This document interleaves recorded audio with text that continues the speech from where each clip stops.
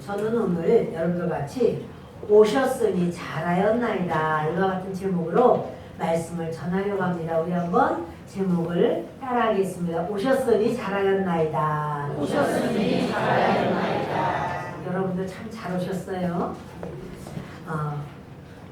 이 사도행전 전체는요, 그리고 지금까지 이 모든 신앙은 사도행전 1장 8절이 그대로 이루어지는 과정이에요. 그러니까 사도행전 1장 8절은 오직 성령이 너에게 임하시면 너희가 권능을 받고 예루살렘과 온 유대와 사마리아 땅끝까지 이르러 내 증인이 되리라 이렇게 말씀하셨는데, 그것처럼 하나님 앞에 그들이 성령을 받고 이제 권능을 받고 난 다음에는 예루살렘을 전도를 하기 시작해서 예루살렘의 전도가 잘 됐어요. 그것이 사도행전 6장 7절에 있습니다. 그리고 이 예루살렘만 전도된 게 아니라 이제 더 이상 안 나가니까 그때 핍박이 와요. 스데반이 돌에 맞아 죽고 하는 핍박이 오고, 가가호호 예수 믿는 사람 끌어내서 잡아 죽이는 이러한 법을 이제 강화시킬 때, 그때 저들이 온 유대로 막 뻗어나가서 이렇게 사마리아 땅에도 복음이 전달되고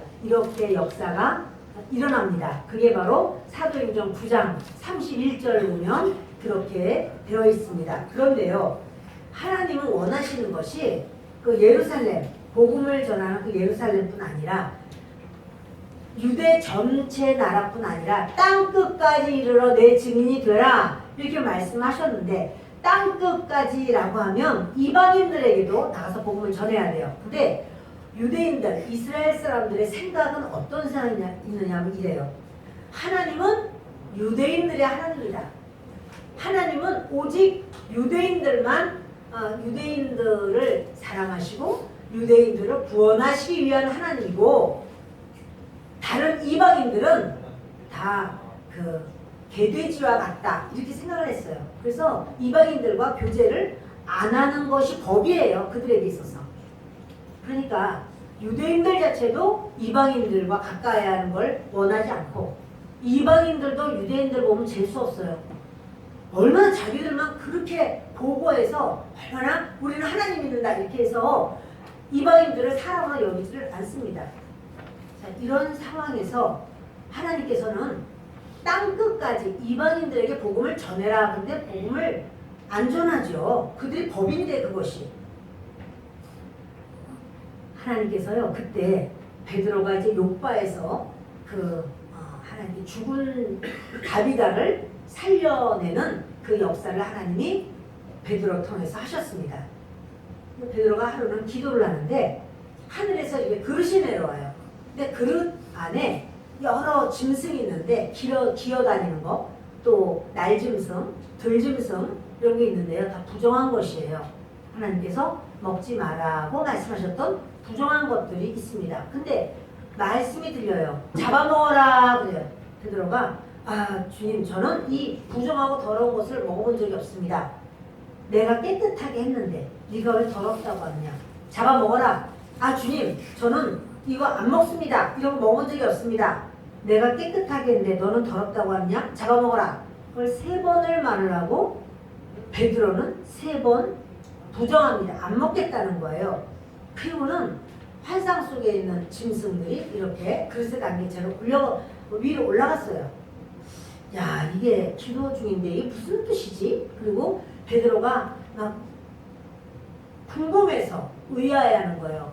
이게 무슨 뜻일까? 하나님, 이게 도대체 뭡니까? 이 부정한 짐승을 왜 먹으라고 합니까? 그런데 저는 부정한 걸 먹은 적이 없는데 하나님, 이것이 뭡니까? 자꾸 묻는데 밖에서 막 문 두드리는 소리가 나요. 여기 베드로라고 하는 시몬이 계십니까? 여기 베드로 시몬 계십니까? 막 찾아요.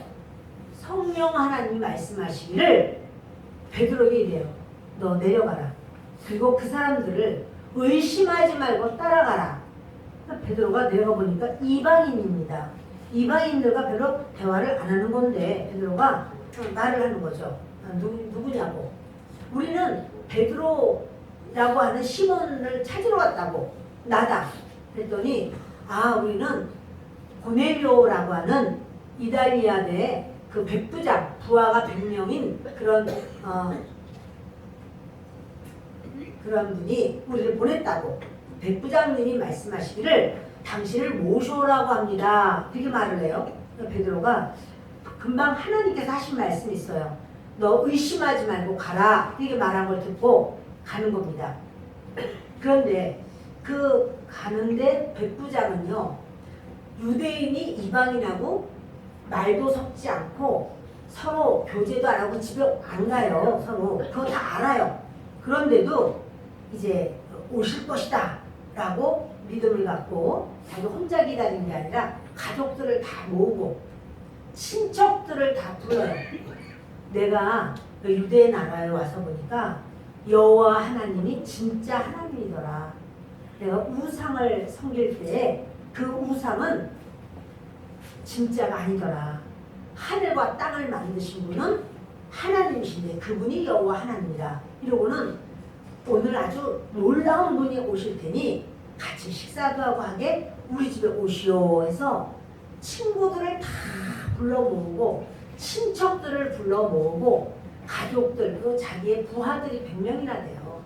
그들 중에서도 이제 올 사람 오고 이런 종들도 있고 그래서 하여튼 수십 명이 집안에서 기다리게 하고 언제 올지 몰라요.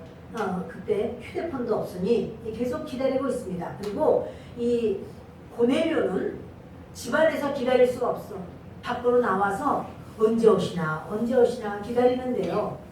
드디어 베드로가 왔습니다. 자, 우리 24절을 다시 읽습니다. 이튿날 가이사랴에 들어가니 고넬료가 그의 친척과 가까운 친구들을 모아 기다리더니 마침 베드로가 들어올 때에 고넬료가 맞아 발 앞에 엎드려 절하니 베드로가 일으켜 이르되 일어서라 나도 사람이라 하고 더불어 말하며 들어가 여러 사람이 모인 것을 보고 드디어 이제 가이사랴에 갔습니다. 한 50km 정도 되는 그 거리를 베드로가 그 보낸 사람들 따라서 그리고 그 요바에 함께 있던 사람들이 있었어요. 유대인들 6명과 같이 해서 들어갔습니다. 그러니까 들어가는데 그 베드로가 들어올 때 고넬료가 고넬료가 바깥에 있었어요. 그러다가 베드로가 딱 오니까 고넬료가 그 자리에서 땅에 엎드려서 절을 합니다. 이런 사건은 이게 지금 그 이스라엘은 식민지예요. 지배자들이 오는 거죠. 베드로가 피지배자입니다. 그리고 지배자가 고넬료예요. 식민지 나라에 이제 자기들이 강한 힘을 가지고 정복자의 마음으로 딱 온 건데 그런데 이 정복자이고 이 능력자인 고넬료 백부장이 베드로 앞에 땅바닥에 엎드려서 절을 하는 거예요. 이게 있을 수가 없습니다. 이것은 황제에게는 그렇게 절할 수 있어요. 황제에게 절하는 예식을 취하는 거예요. 그리고 하나님께는 그렇게 절을 해요. 그런데 이거는 사람인데 베드로가 그리고 자기는 100명의 부하를 가지고 있어요. 그 옆에 이 백부장이 왔다 갔다 하니까 부하들도 서 있죠. 종들도 있죠. 베드로를 보고 넙죽 엎드려 절하니까 저들도 가만히 있을 수 있나요? 같이 막 절을 했겠죠. 베드로가 깜짝 놀래요. 그래서 하는 말이 일어나라고, 어서 일어나라고. 나도 똑같은 사람이다. 이렇게 말을 해요. 그러니까 당연히 사람으로 알지 하나님으로 아는 건 아니에요. 그러나 고넬료는 베드로를 볼 때 천사가 그를 모시고 와서 그 말을 들으라 했기 때문에 그 너무 놀라운 이런 광경 속에서 그가 정말 황홀한 지경 속에서 그 천사가 말한 것에 준하여 베드로라고 하는 사람은 보통 사람이 아니고 하나님의 아신 바되고 하나님이 부르시는 사람이라고 생각해서 하나님의 말씀을 가져온 자로 대접할 때 높여주는 거예요. 보통 사람 너와 나이지만 그게 아니라 오히려 자기는 군대를 가지고 있는 백부장이고 그리고 이 사람 베드로는 아무것도 아닌데도 불구하고 베드로에게 절을 하는 것은 하나님의 말씀을 가지고 오신 고귀한 분이라고 존귀한 분이라고 여겼기 때문에 절을 하는 거예요. 그랬더니 이 베드로가 그를 일으켜 세웁니다. 나도 사람이다, 나도 사람이다. 근데 여러분 이렇게 우리가 이제 그 서로가 별 볼 일 없는 사이잖아요. 서로가 유대인은 이방인을 별로로 여기고 그 지옥의 불쏘시개로 여기고 이방인은 유대인을 되게 만나는 재수없는 사람으로 여기고 이랬는데 수천 년을 그렇게 살아왔어요. 유대인과 이방인의 벽이 두터워요. 그런데 고넬료가 하나님을 믿음으로써 하나님의 사람 이 리더 앞에 그냥 완전 납작하게 엎드릴 때 베드로 마음에 있던 장벽이 다 무너졌거든요. 베드로 마음속에 그 경계심 이런 모든 것이 다 무너지면서 더불어 말하면서 들어갔다는 이게요. 현재 분사로 되어 있거든요. 무슨 소리냐면 계속 말했다는 소리예요. 계속 들어가면서 또 말을 하기 시작해. 여러분 떡떠름한 사이에서는요. 인사하고 난 다음에 할 말이 없어요. 그냥 서먹서먹한 사이에서는 뭐 안녕하십니까? 예예 안녕하십니까? 어떻게 지내십니까? 저희가 뭐 그렇게 지내죠 뭐. 그러고는 더 이상 할 말 없는 사이가 되는 거예요 그냥. 근데 지금 여기는 오랜 친구가 만난 것처럼 서로 이야기를 계속하면서 들어가는 거예요. 그러니까 이 베드로의 마음에 그 이방인을 개무시하던 그 생각이 지금요 베드로의 머릿속에 지각변동이 일어나요. 막 부서지는 거예요.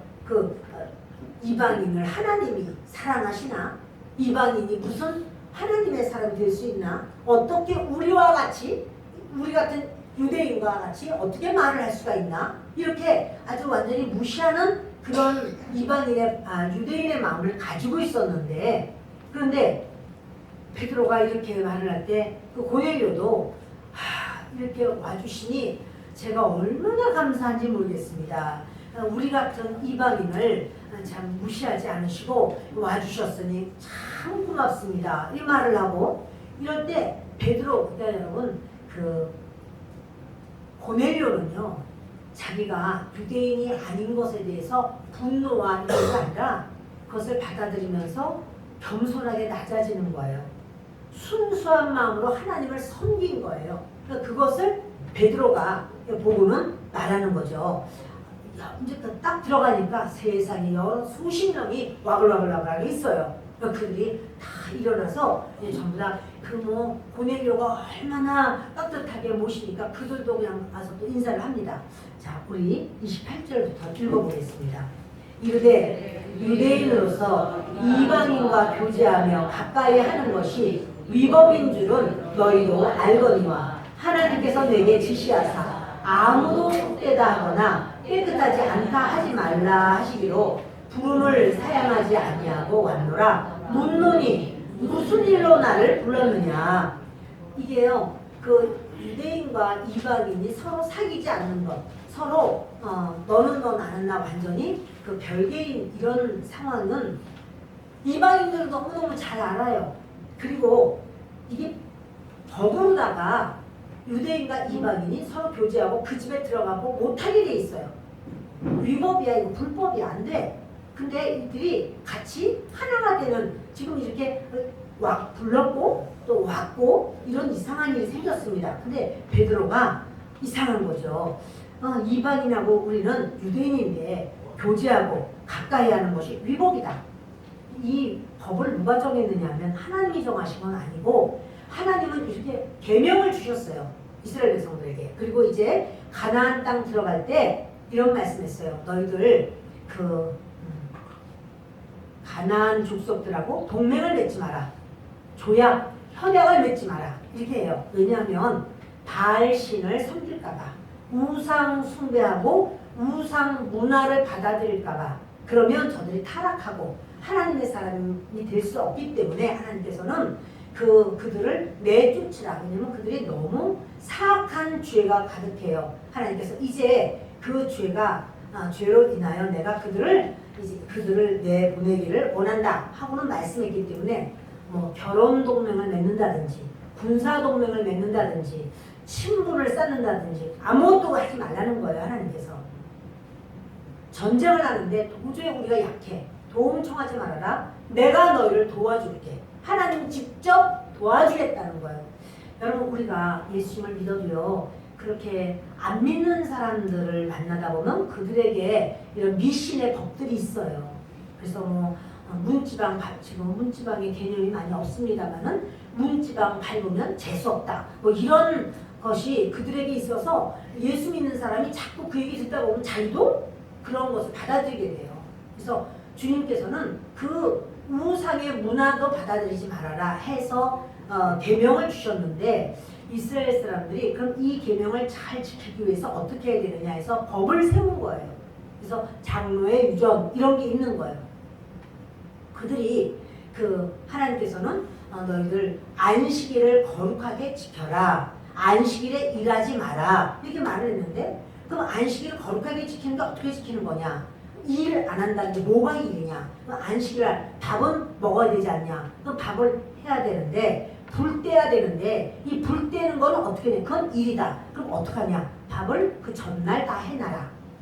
그 전날 해놓고 그날은 먹기만 하도록 한다. 먹는 것 자체는 일은 아니다. 뭐 이렇게 정하는 거예요. 그리고 그 안식일 날은 이제 하나님께 제사를 드리러 가야 돼. 예배를 드리러 가야 되는데 예배를 드리러 가는 거, 걸어가는 거, 그건 일이냐 아니냐.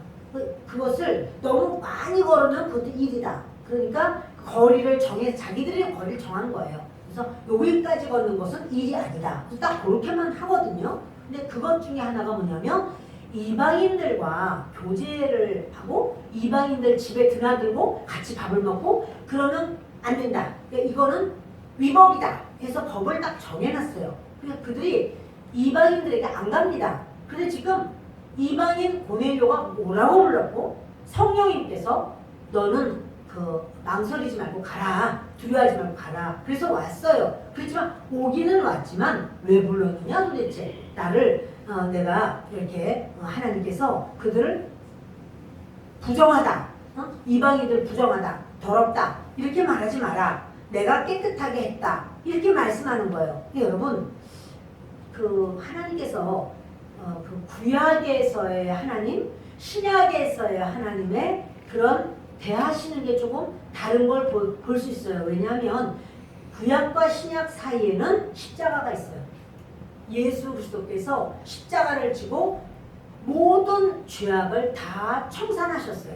그것은 유대인뿐 아니라 이방인의 죄도 다 청산하셨어요. 다 해결하셨어요. 그러니까 우리끼리 나는 5,000원밖에 안 훔쳤어. 근데 쟤는 50만 원 훔쳤어. 그러니까 얘는 나쁜 놈이야. 나는 안 나빠. 왜냐? 난 조금 훔쳤으니까. 다 똑같이 하나님은 5,000원을 훔쳤든 50만 원을 훔쳤든 이것은 다 죄예요. 똑같은 죄예요. 우리가 쟤보다는 내가 좀 나아. 그렇게 말할 수 없다는 거야. 유대인이 이방인보다 낫다고 말할 수 없는 건 주 예수님이 이방인의 죄도 다 십자가 위에서 용서하셨고 유대인의 죄도 주 예수님이 다 용서하셨고 그래서 유대인이 저 이방인은 죄냐 더러워 말할 수 없다. 너희도 죄인이고 너희의 죄도 예수님이 용서하시고 이방인의 죄도 용서하셨다. 그러니까 너희들은 이렇게 이방인을 향하여 속되다고 말하지 마라 라고 말하는 거예요. 그럼 우리가 예수 안 믿는데 죄가 하나도 없습니까? 죄가 없는 게 아니라 그 죄를 예수님이 가져가셨는데 그 예수님을 믿는다면 이방인이라고 할지라도 도둑놈이라고 할지라도 강도라고 할지라도 살인자라고 할지라도 예수 그리스도를 믿는다면 그 죄를 자기가 지은 죄를 예수님이 대신 죽음으로써 십자가를 지셨다. 그래서 너희의 죄가 용서받은 거다. 이렇게 말씀하시는 거예요. 자 여러분 이렇게 베드로는요 아주 선민사상으로 가득해서 우리는 거룩해 우리는 하나님의 사람이야 이 생각하고 너희는 개나 똑같아.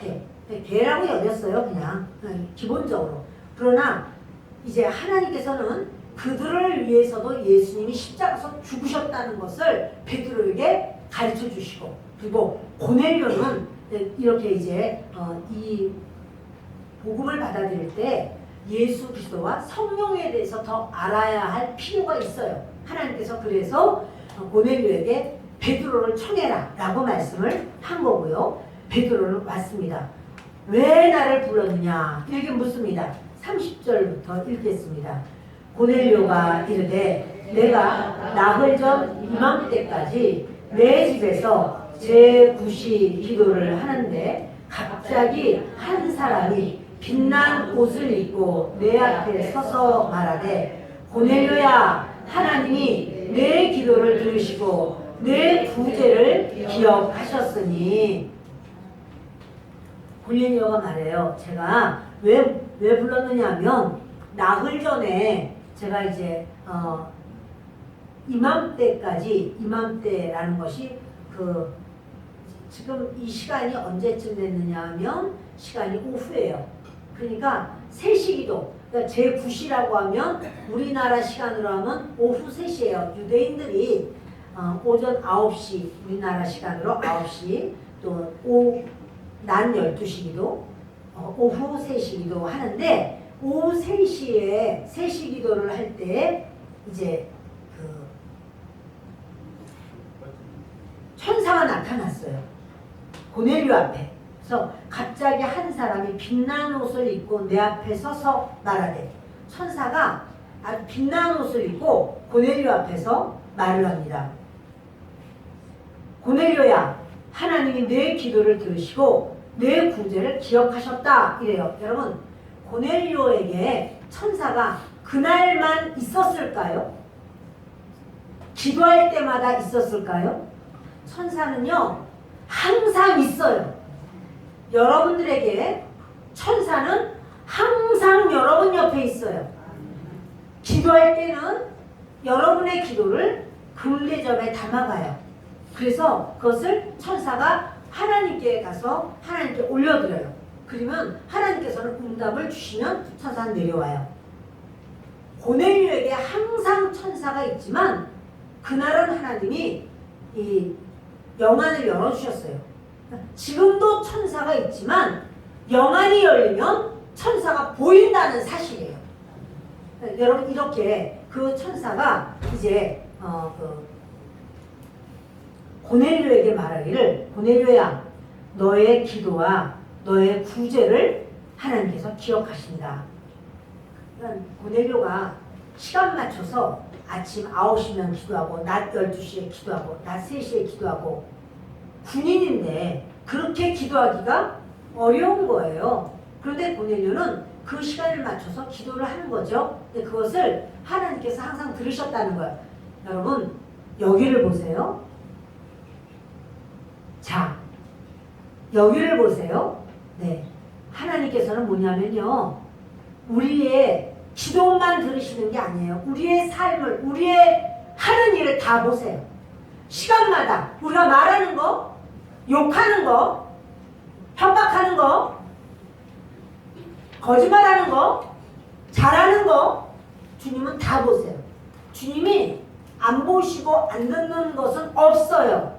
여러분들이 마음속으로 생각하는 거, 그것도 하나님은 아세요. 그 모든 것을 모르시는 바가 없어요. 지금도 여러분들을 보세요. 그런데 고넬료가 남모르게 구제, 사람들, 어려운 사람을, 아니 이게 정복자란 말이에요. 지배자인데 그 피지배자한테 있는 것도 잡아 뺏어가는 이런 마당에 자기 있는 거를 그 어려운 사람을 나눠주고, 그 굶는 사람을 먹을 걸 주고, 아픈 사람을 치료받을 수 있게 해주고, 고넬료가 그렇게 한 것을 천사가 전부 하나님께 가서 다 보여드리고 다 알려드려요. 하나님 다 아셨어요. 그리고 그것을 이야기하는 거예요. 하나님께서 너의 기도를 다 받으셨고 너의 구제, 너의 모든 것을 하나님 다 받으셨다. 그러면서 사람을 욥바에 보내어, 자 32절부터 같이 읽습니다.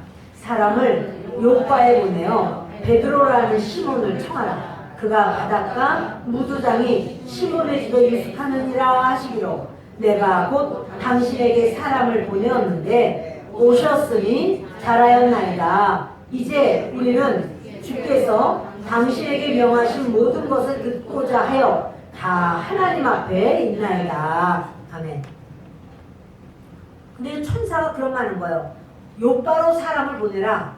그 요바에 그 베드로라고 말하는 시몬이 있다.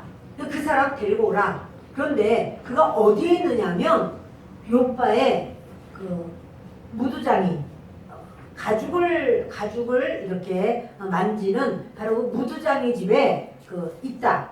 데리고 오너라. 그래서 그에게 말을 들어라. 이렇게 했기 때문에 당신에게 사람을 보냈습니다. 그런데 오셨으니 너무너무 감사합니다. 이렇게 하는 거예요. 오셨으니 잘하였나이다. 이 고넬료는요, 드디어 이제 그 고넬료가 유대인들에게서 복음의 말씀을 제대로 잘 들어보지를 못한 거죠.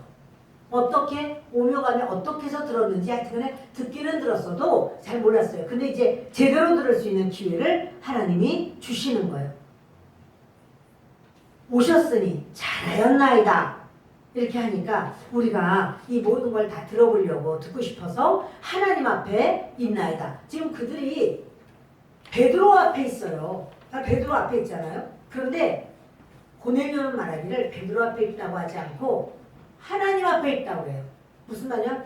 베드로를 통해서 하나님의 말씀을 듣고자 하기 때문에 그들은 자기의 몸은 베드로 앞에 있지만 자기들의 중심은 하나님 앞에 있습니다. 라고 말을 하는 거죠. 자, 여러분 이제요 베드로가 이런 말을 합니다.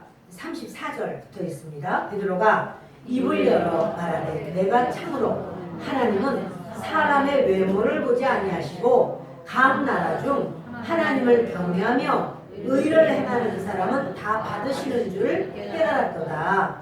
만유의 주 되신 예수 그리스도로 말미암아 화평의 복음을 전하사 이스라엘 자손들에게 보내신 말씀 곧 요한이 그 세례를 감고한 후에 갈릴리에서 시작하여 온 유대에 두루 전파된 그것을 너희도 알거니와. 베드로가요 이런 말 하는 거예요. 내가 이제 하나님은 외모로 보시지 않는 걸 알았다. 다시 말해서 너는 아브라함의 피가 흐르는 그 유대인이구나. 그래서 나는 너의 하나님이다. 이렇게 하시는 게 아니고 또 이방인이기 때문에 하나님은 이렇게 쓰레기처럼 버리시는 게 아니고 하나님은 외모로 사람을 취하시는 것이 아니고 그 중심에 정말 하나님을 경외하고 의를 행하는 사람은 다 받으시는 것을 내가 알게 되었다라고 하는 거예요. 그러니까 이 고넬료가 그렇게 군인이고 군인들이 강탈을 많이 하거든요. 그래서 강탈하지 말라 이런 말을 했었는데 이제 베드로는 깨달은 거예요. 자기가 이제까지 생각했던 그런 가치관, 유대인은 성결해, 이방인은 더러워, 이런 가치관이 깨어져. 이게 머릿속에 이런 모든 가치관, 이런 의식의 변화가 일어나기 시작합니다. 각 나라 중 어떤 나라든지 상관없이 하나님을 경외하고 의를 행하는 사람은 다 받으시는 것을 알았노라 하면서 36절에 만유의 주 되신 예수 그리스도라고 말해요. 그동안에는 유대인의 주 되셨다고 생각을 했는데 이제는 그게 아니라 유대인이든 이방인이든 모든 만유의 주가 되시는 그리스도라고 하는 거예요. 우리가 오늘 예배를 드리면서 만유의 주제 존귀하신 예수 우리가요 이렇게 찬양했어요. 예수님은 만유의 주제이십니다. 근데 이것을 베드로는 예수님을 하고 같이 있을 때도 깨닫지 못했고 예수님 십자가 못 박혔을 때도 깨닫지 못했고 성령을 받고 일을 하면서도 깨닫지 못했어요.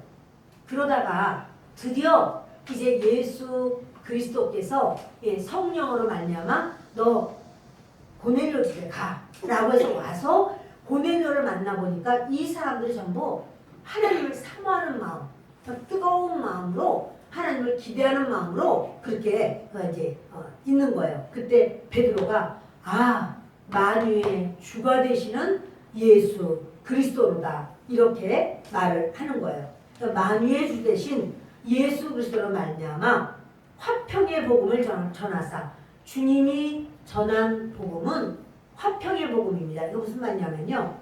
하나님과 우리 사이가 원수였다는 거예요. 예수님이 아니면 하나님과 우리 사이가 가까워질 수 없어요.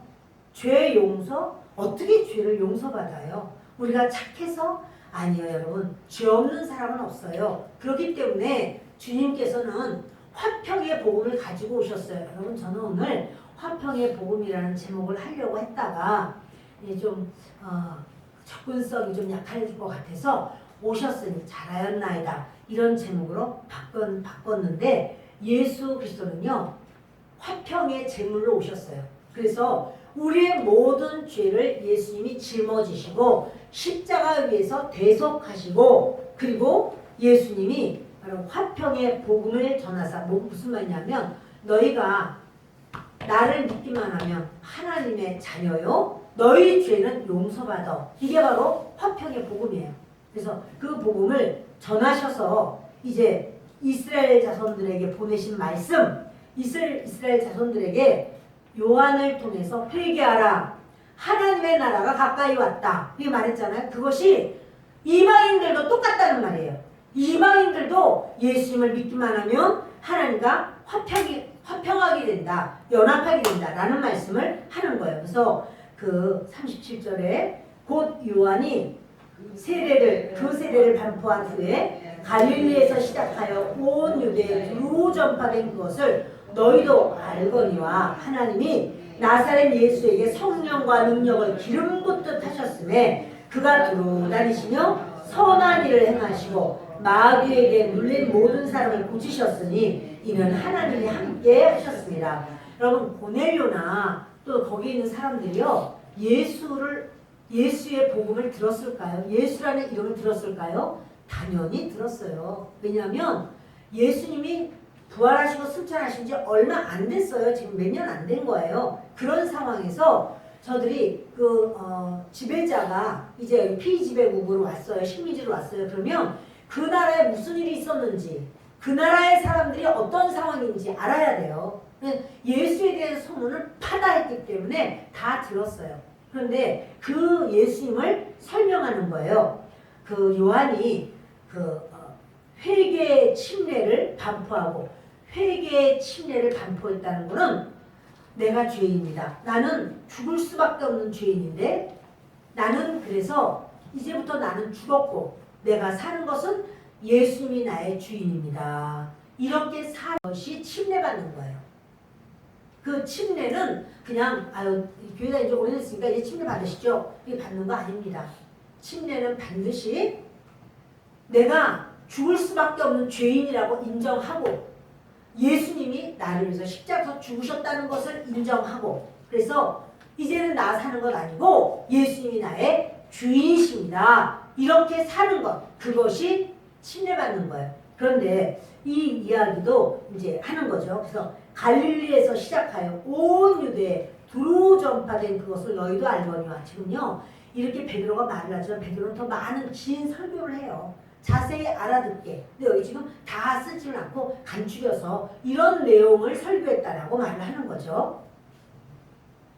하나님이 나사렛 예수에게 성령과 능력을 기름 붓듯 하셨다. 예수님께서 이 땅에 오실 때는요 인간으로 오셨어요.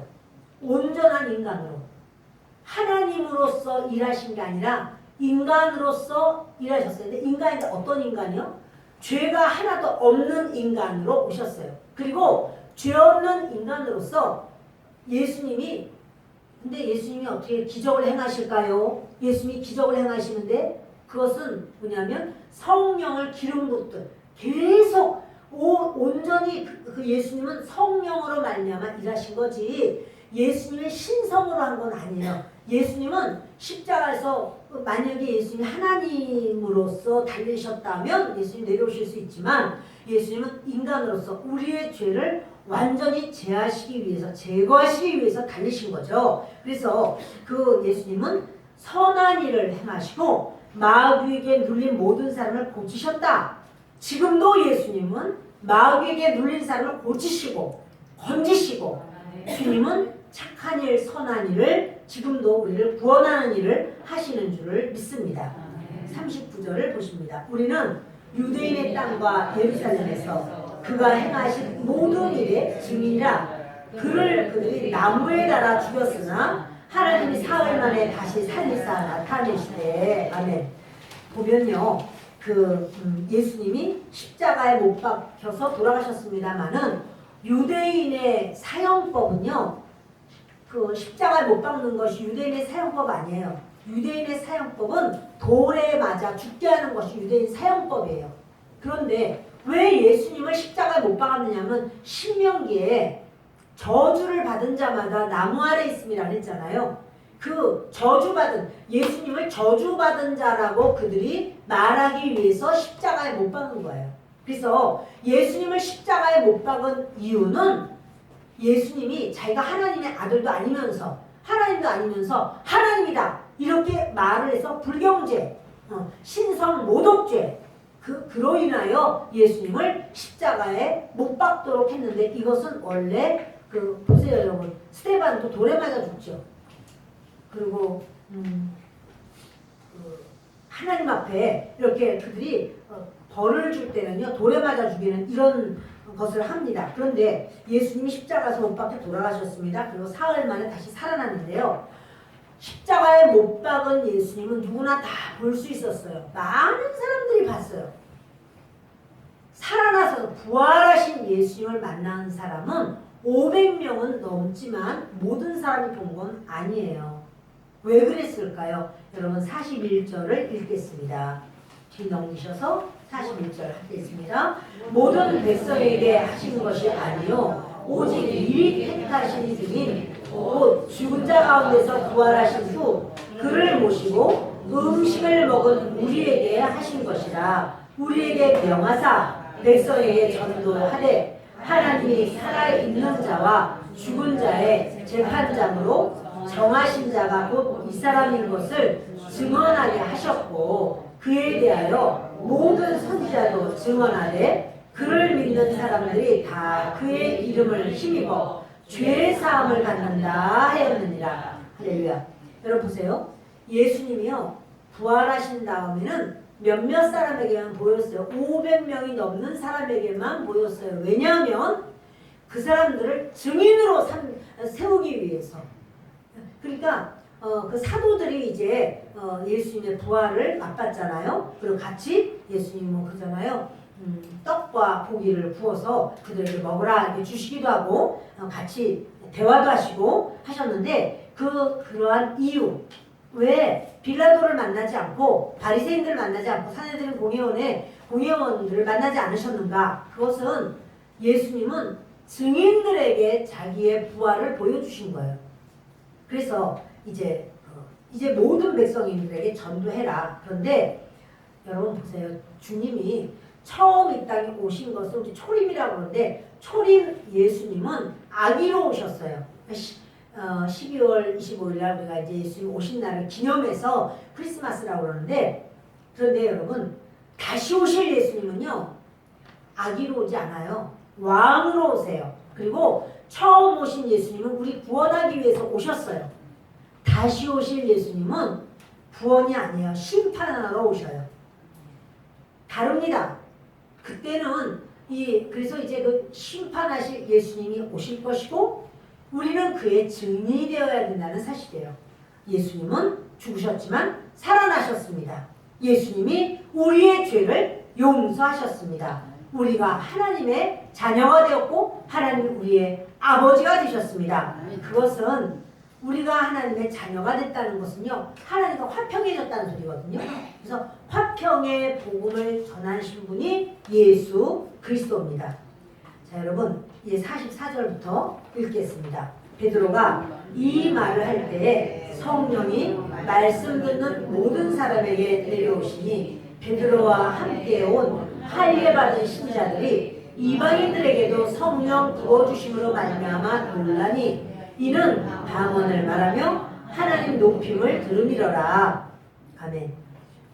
베드로가 이렇게까지 예수님에 대해서 이야기하는 거예요. 예수님이 우리의 화평 제물이 되셨고 우리는 예수님을 말미암아 구원을 받았고 하나님은 예수님을 십자가에 못 박히게 했지만 그것은 우리 죄 때문이고 예수님이 십자가에 못 박혀서 죽으셨지만 사흘 만에 살아나셨다. 이 얘기를 하는데요. 그들에게 이방인들에게요. 성령이 그냥 그대로 임해버렸고 그들이 방언을 하고 회개를 하고 부르짖고 하나님을 높이고 영광을 돌리고 난리가 났어요. 지금 성령 달라고 기도한 거 아니에요. 그냥 하나님이 살아계시고 예수 그리스도가 화평의 제물이시다. 이러고는 복음을 전했어요. 복음을 전하는 중에 그들이 성령을 받아버렸어요. 베드로가요. 너무너무 놀란 거예요. 아니 이 성령은 우리에게만 주시는 줄 알았더니 유대인들에게만 주시는 전유물인 줄 알았더니 저들이 그냥 그대로 성령 받아버리고 다 뒤집어져요. 베드로의 이 마음속에 야 이거 어떻게 이렇게 될 수가 있는가 이제 이러면서 이는 방언을 말하며 46절에 방언을 말하며 하나님 높임을 들음이러라.